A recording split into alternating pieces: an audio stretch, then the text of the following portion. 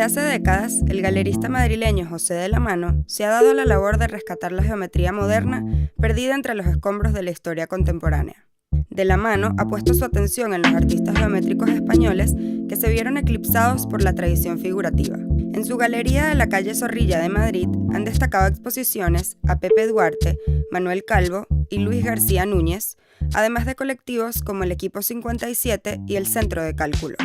Su más reciente descubrimiento es la artista brasileña Irene Buarque, quien al trasladarse a Portugal en el año 73, corrió con la misma suerte que sus contrapartes españoles.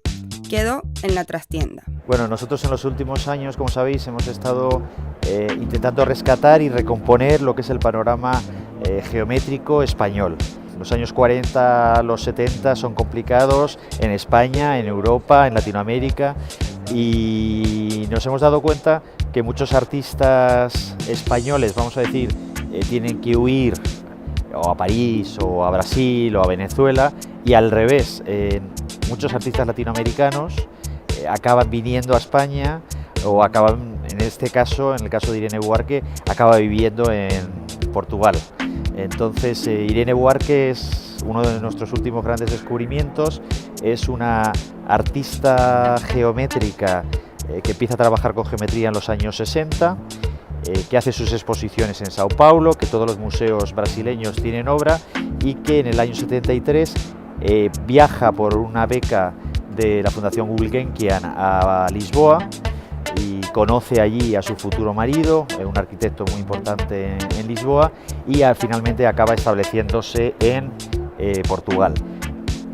¿Por qué su nombre ha pasado completamente desapercibido? Porque, a igual de lo que pasaba en España, la geometría en Portugal no tiene una acogida, vamos a decir, importante. Aunque hay algunos artistas trabajando con geometría, no es el mejor caldo de cultivo para que ella tuviera un nombre. Con lo cual ella toda su vida siguió desarrollando su carrera, y hace muy poquito la conocimos, fuimos a ver su taller, nos encontramos toda esta maravilla de obras hechas entre los finales de los 60, 70 y las más tardías, principios de los 80. Con un esmerado equilibrio y una paleta cromática vibrante y conmovedora, Buarque elige superficies circulares para explorar los aspectos más espaciales de la pintura. En un momento en que las mujeres están pasando a la primera plana de la escena, no es casualidad la elección de José de la Mano por dedicar la pared más amplia de su stand en Arco 2018 a una artista mujer. Vamos a decir, siguiendo el fenómeno Carmen Herrera, mujer que llega sin vender un cuadro a los 80 años y de repente se convierte en todo un fenómeno de mercado, fenómeno museístico, pues en este caso indudablemente estamos en una mujer, tiene 70 y tantos, y más o menos estamos en la misma situación, completamente olvidada,